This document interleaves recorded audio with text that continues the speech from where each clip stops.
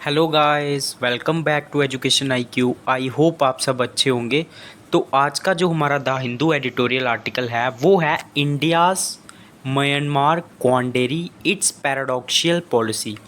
क्वांडरी का मतलब क्या होता है? मतलब कोई उलझन होना, कोई टेंशन होना, उसको बोलते हैं क्वांडरी। और इंडिया और म्यांमार के बीच में जो थोड़ी सी उलझन चल रही है, इट्स पैराडॉक्शियल पॉलिसीज़। पैराडॉक्शियल पॉलिसीज़ मतलब वो पॉलिसीज़ जो काफ़ी ज़्यादा जो हैं, मतलब अच्छी, जिनको आप ज़्यादा अच्छी नहीं मानोगे, थोड़ी सी मुश्किल मानोगे, डिफ़िकल्ट मानोगे, उनको बोलते हैं पैराडॉक्शियल पॉलिसीज़।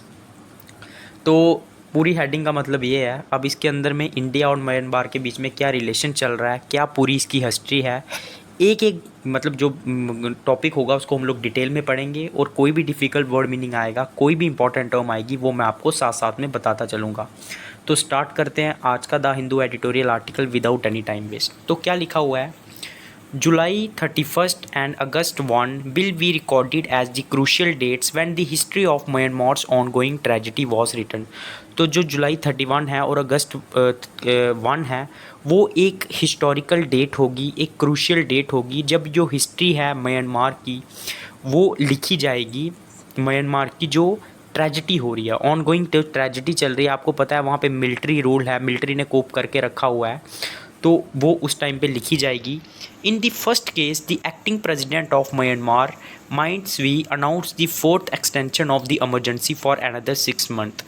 तो वहाँ के जो, अगर हम लोग फर्स्ट केस की बात करें, तो जो वहाँ के एक्टिंग प्रेसिडेंट थे म्यांमार के, उन्होंने एक्सटेंशन किया, 14th एक्सटेंशन किया इमरजेंसी का अगले फिर 6 महीने के लिए, which is violation of 2008 constitution, जो कि एक उल्लंघन है वहाँ का जो 2008 का कॉन्स्टिट्यूशन है। In the second instance, the military regime decided to release several politician prisoners and even reduce the sentences imposed on Da Aung San, the deposed president Win Myint। ठीक है।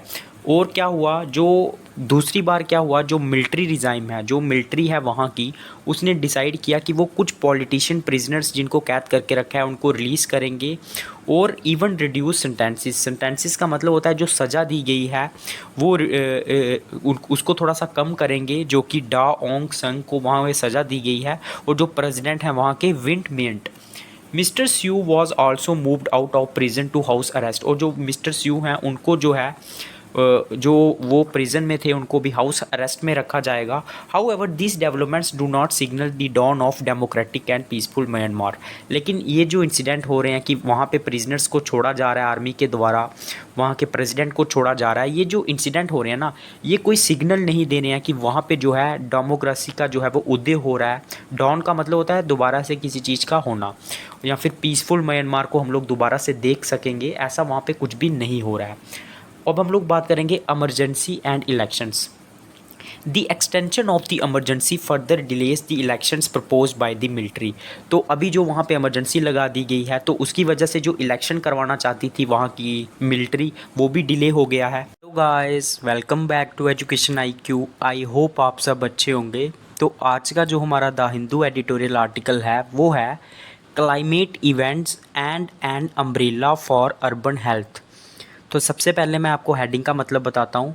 क्लाइमेट इवेंट्स मतलब climate को लेके जो बड़े बड़े events होते रहते हैं, ठीक है, जो बड़ी बड़ी घटनाएं होती रहती हैं, कहीं पे फ्लड्स आ रहा है, कहीं पे बहुत ज़्यादा बारिश हो रही है, ये सारे इवेंट्स। और एक अम्ब्रेला, अम्ब्रेला का मतलब होता है जो आपको प्रोटेक्ट करता है, फॉर अर्बन हेल्थ, जो शहरी लोग हैं उनके लिए, मतलब एक सहायक, एक हेल्पफुल जो है सपोर्ट, मतलब अम्ब्रेला। तो ये क्लाइमेट के रिलेटेड पूरा आर्टिकल है कि कैसे क्लाइमेट जो है, जो चेंज हो रहा है धीरे धीरे, वो कैसे अफेक्ट करता है अर्बन हेल्थ को, जो शहरी हैं, तो और कैसे उसको हम लोग प्रोटेक्ट कर सकते हैं, कैसे हम लोग उसको बचा सकते हैं। तो डिटेल में हम लोग पढ़ेंगे, एक एक लाइन को मैं आपको हिंदी में पढ़ाऊंगा, कोई भी डिफ़िकल्ट वर्ड मीनिंग आएगा, कोई भी इंपॉर्टेंट टर्म आएगी, वो मैं आपको साथ साथ में बताता चलूँगा। तो स्टार्टिंग से लेकर लास्ट तक पूरा वीडियो देखना और उसके बाद इसको जाके खुद से पढ़ना। इसका जो PDF है वो आपको टेलीग्राम पे मिल जाएगा, और मेरा जो टेलीग्राम चैनल है उसका लिंक आपको मेरे कमेंट बॉक्स में मिल जाएगा, जो फर्स्ट कमेंट होगा। तो स्टार्टिंग से लेकर लास्ट तक वीडियो देखना। मेरा नाम है अभिलाष। तो स्टार्ट करते हैं, क्या लिखा हुआ है। There has been much media focus on the monsoon season in India this year, largely on account of the large scale devastation in parts. तो इस बार जो है ना वो मीडिया फोकस बहुत ज़्यादा है मॉनसून को लेकर इंडिया में। क्यों? क्योंकि ऑन अकाउंट ऑफ, मतलब इस अकाउंट का मतलब होता है कारण। इसका कारण क्या है? Large scale डिवॉस्टेशन। डिवॉस्टेशन मतलब होता है टूट फूट होना कंट्री के अलग अलग पार्ट्स में, क्लाइमेट की वजह से, मौसम की वजह से, मानसून की वजह से, बारिश की वजह से। इसीलिए जो मीडिया का फोकस है वो बहुत ज़्यादा है। Beginning with cyclonic storm Biparjoy that formed over the Arabian sea in June and which made landfall in western India.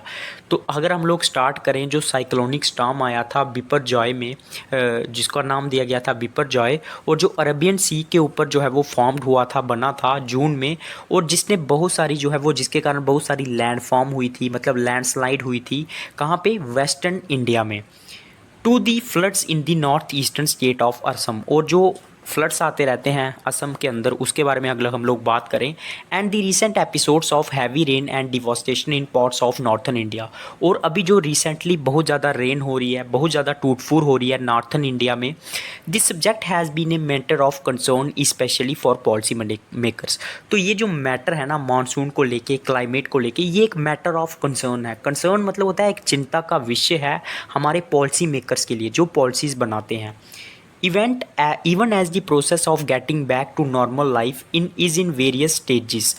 तो जो जीवन है वो वापस हमारे नॉर्मल ट्रैक पे आ रहा है, और वो अभी जो है ना अलग अलग स्टेजेस पे है, मतलब धीरे धीरे हम लोग वापस जो है वो नॉर्मेसी की तरफ आ रहे हैं। We must not lose sight of another looming challenge, लेकिन हमें अपना जो ध्यान है, साइट का मतलब होता है दृष्टि, जो बाकी लूमिंग चैलेंजेस है, लूमिंग मतलब जो खतरनाक हमारे लिए चैलेंजेस हैं, चुनौतियां हैं, उनसे हमें अपना ध्यान नहीं हटाना चाहिए। Common water and vector borne disease such as typhoid, cholera, dysentery, leptospirosis, malaria and dengue are likely to impact people in rain affected area. तो ऐसी बहुत सारी डिजीज़न हैं जो लोगों को अफेक्ट कर सकती हैं, जो कि रेन इफेक्टेड एरियाज़ में रहते हैं। Conditions in this area are mostly like to be conducive for the spread of water and water borne disease.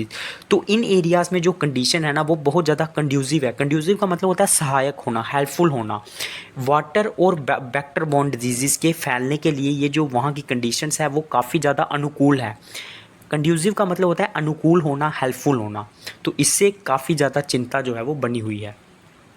While every section of the population is affected in different ways as a result of extreme climate events, there is no doubt that households in urban areas, particularly in less developed part of the city such as slums and urban settlement colonies, are likely to be most vulnerable groups.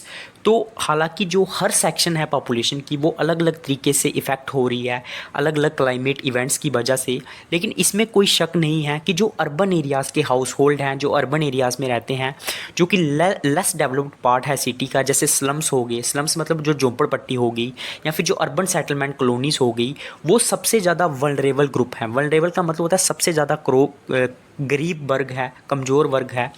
A large majority of people in this slums are and resettlement colonies live in poverty. क्योंकि जितने भी लोग ये जो slums में रहते हैं, झोपड़पट्टी में रहते हैं, ये गरीब हैं और ये इनफॉर्मल सेक्टर में काम करते हैं। मतलब इनका कोई फॉर्मल सेक्टर नहीं है, इनफॉर्मल सेक्टर है, दिहाड़ी मजबूरी में काम करते हैं, ठीक है, of the urban economy with no social security benefits, और इनको कोई भी सोशल सिक्योरिटी बेनिफिट्स जो है वो नहीं है।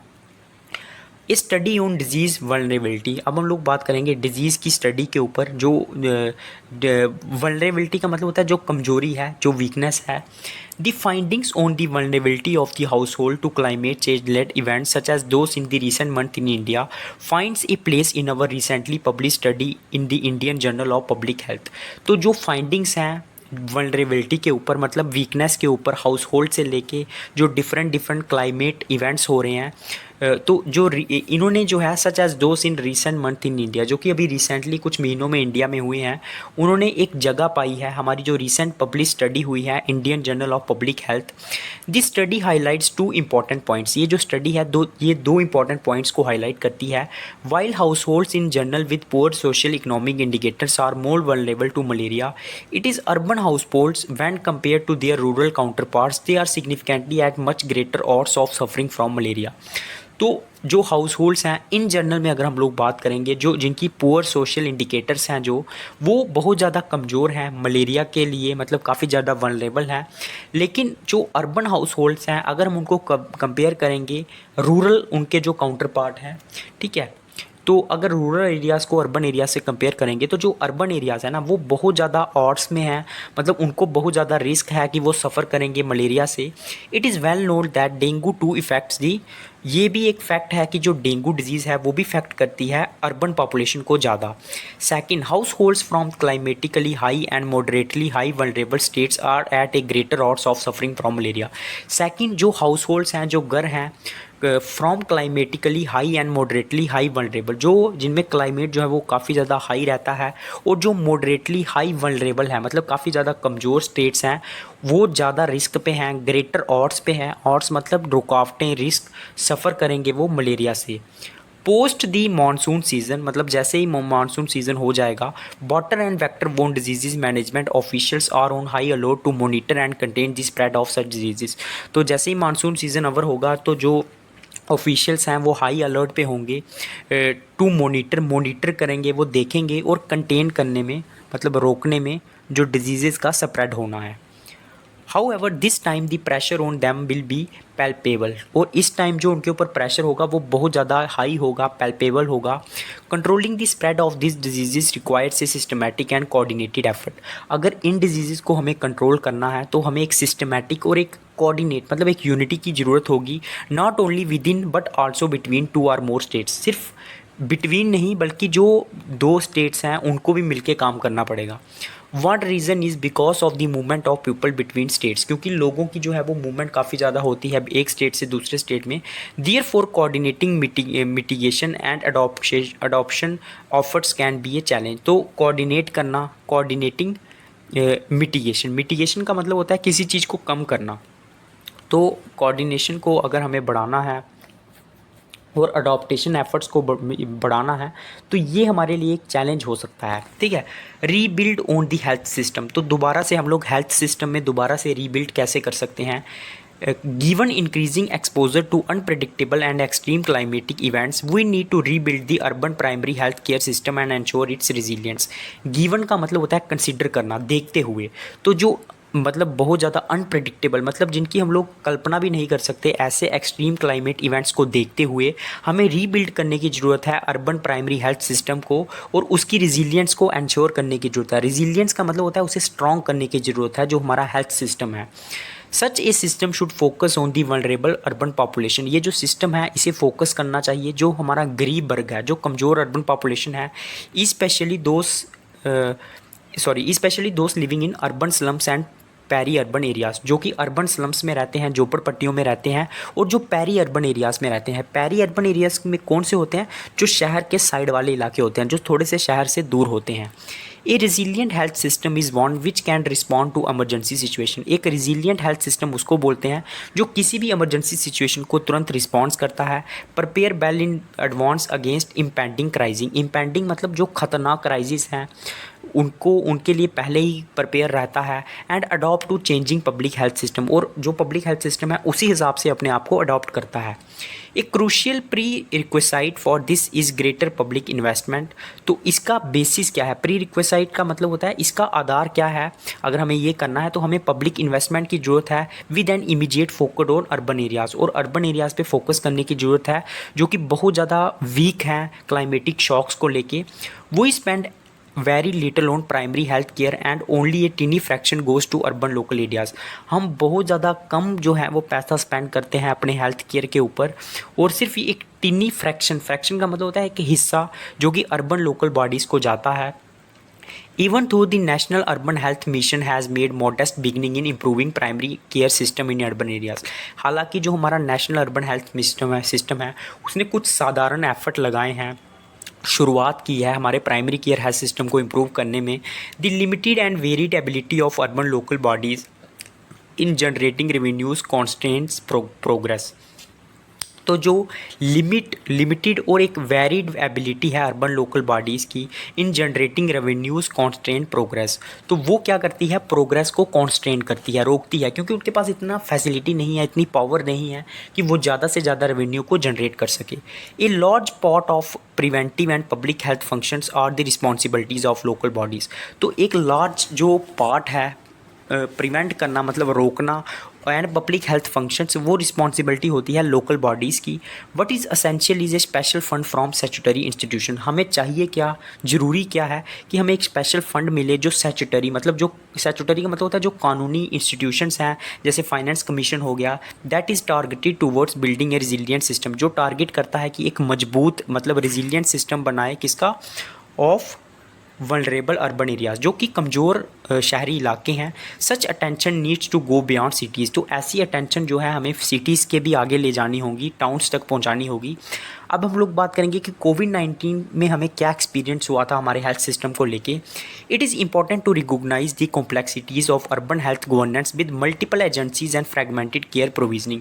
तो हमें ये बहुत ज़्यादा इंपॉर्टेंट है हमारे लिए इस चीज़ को रिकॉग्नाइज़ करना, जो कॉम्प्लेक्सिटीज़ हैं, मतलब जो कॉम्प्लिकेशंस हैं, जो रुकावटें हैं, हमारे जो कमियां हैं हमारे अर्बन हेल्थ केयर गवर्नेंस में, विद मल्टीपल एजेंसीज, अलग अलग एजेंसीज़ के साथ, और फ्रेगमेंटेड मतलब बटी हुई जो केयर प्रोविजनिंग है, हमारी रूल है, along side the increasing presence and dominance of private sector, और उसमें जो प्राइवेट सेक्टर का डोमिनेंस है। The experience during the covid pandemic has shown the public health system emergencies need greater coordination and cooperation across various sectors in terms of knowledge and data sharing.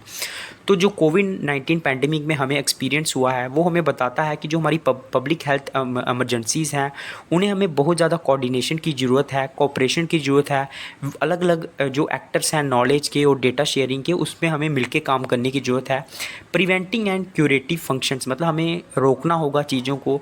Treatment practices and above all the regulation of rates and standards, तो इन सब क्षेत्र में हमें मिलके काम करने की ज़रूरत है। दी रियाम का मतलब होता है area, the area of surveillance का मतलब होता है निगरानी, and information system such as integrated disease surveillance programmes needs to be universalised. तो ऐसे जो प्रोग्राम्स हैं जो कि सर्विलियंस को लेके है, इंफॉर्मेशन सिस्टम को लेके है, जैसे इंटीग्रेटेड डिजीज सर्विलियंस प्रोग्राम है, उसे हमें यूनिवर्सलाइज मतलब पूरे वर्ल्ड में पहुंचाने की ज़रूरत है। मेड कॉम्प्रिहेंसिव एंड स्ट्रेंथनड, और उसे हमें कॉम्प्रिहेंसिव का मतलब होता है डिटेल में, और स्ट्रेंथन बनाने की ज़रूरत है, मतलब मजबूत बनाने की ज़रूरत है। With the complex nature of the health and climate crisis, the current system of vertical disease control programmes needs to give way to comprehensive health system approach in the management of public health programmes. तो जो हमारा complex nature है, मतलब मुश्किल nature है जो हमारे health system का और क्लाइमेट क्राइसिस का, तो जो करंट सिस्टम है वर्टिकल डिजीज़ कंट्रोल प्रोग्राम्स का, needs to give way to a comprehensive health system, उसे ज़रूरत है कि वो एक रास्ता तैयार करे एक डिटेल हेल्थ सिस्टम अप्रोच के लिए, मैनेज करने के लिए हमारे जो पब्लिक हेल्थ प्रोग्राम्स हैं। And immediate step in working towards this could be the integration of front line workers across the various disease management programmes. तो इसे इमीडिएटली जो है इसके ऊपर काम करना, वो ये एक इंटीग्रेशन हो सकता है, एक जुड़ाव हो सकता है जो हमारे फ्रंट लाइन वर्कर्स हैं जो कि वेरियस डिजीज़ को मैनेज करते हैं, प्रोग्राम्स को मैनेज करते हैं, to create of cadre of multipurpose front line public health cadres in urban areas. तो उनके लिए काफ़ी हेल्पफुल होगा अगर हम लोग ये स्टेप लेते हैं, जो हमारे अर्बन एरियाज़ के लोग हैं, who would be accountable to communities as well as to the health system, जो कि अकाउंटेबल होते हैं, जो हमारे फ्रंट लाइन वर्कर्स होते हैं, डॉक्टर हो गए, ठीक है, तो ये अकाउंटेबल होते हैं, जिम्मेवार होते हैं हमारी कम्युनिटीज़ और हमारे हेल्थ सिस्टम को लेके। Such integration will also help address one of the key challenges in the sphere of public health in the country. तो ये जो इंटीग्रेशन है ये हेल्प कर सकता है एड्रेस करने में, सोल्यूशन निकालने में, जो की चैलेंजेस है हमारे पब्लिक हेल्थ सिस्टम के, a shortage of an adequately trained workforce in health and allied areas, जो शॉर्टेज है, जो कमी है एक अच्छे ट्रेंड वर्क फोर्स की हमारे हेल्थ सिस्टम में। As a system we must often work in a resource constant environment. तो एक सिस्टम के रूप में हमें वी मोस्ट ऑफन वर्क, हम लोग जो हैं वो काम करते हैं ज़्यादातर एक रिसोर्स कॉन्स्टेंट इन्वायरमेंट में, मतलब जिसमें हमें रिसोर्स की कमियां होती हैं, रुकावटें होती हैं। कॉन्स्टेंट का मतलब होता है कमी होना। Therefore such system must integrate in their planning and management the idea that climate change led events are only going to be more frequent and intense. तो ऐसे सिस्टम को इंटीग्रेट अपनी प्लानिंग में जो है वो इंटीग्रेट होना चाहिए, मतलब मिलके काम करना चाहिए। और management the idea that climate change led events are only going to be more frequent and intense. और उन्हें इस आइडिया को मैनेज करना चाहिए कि जो क्लाइमेट इवेंट्स हैं वो और ज़्यादा फ्रिक्वेंट होंगे, लगातार होंगे और ज़्यादा इंटेंस होंगे। The world needs to be better prepare. तो पूरा जो वर्ल्ड है उसे एक अच्छे से प्रिपेयर होने की ज़रूरत है।